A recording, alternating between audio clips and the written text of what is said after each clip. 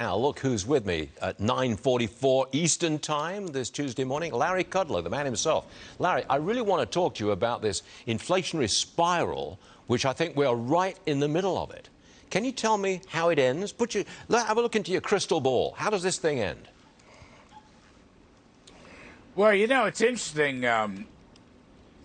Commodity prices, I saw the Bloomberg Commodity Index just hit a new peak. Yep. And as you said earlier, gasoline prices and natural gas prices are still roaring. Oil's $120 a barrel. So I think we have a problem, Stu. I mean, some people are talking about peak inflation. Color me highly skeptical about that. And the issue is, how tight is the Fed going to have to be? And the other issue, of course, is whether there's going to be any more new spending by the federal government.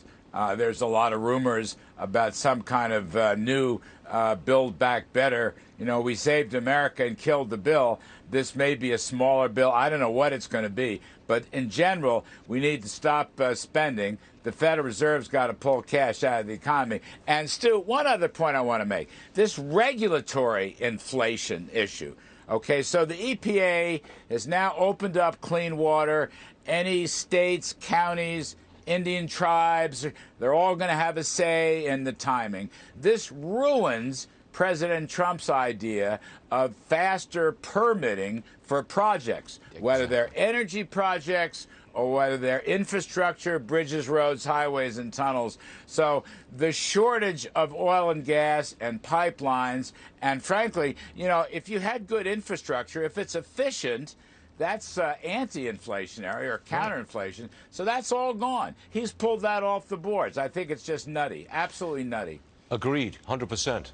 And the president is reportedly worried about parallels that are being drawn between him and the Carter administration. We've drawn those parallels several times ourselves. But the thing is, if there is a parallel, maybe we should be happy because the Carter era ended with Ronald Reagan. Maybe we can do the same thing again. You know, I love that. That goes along with my idea that the cavalry is coming.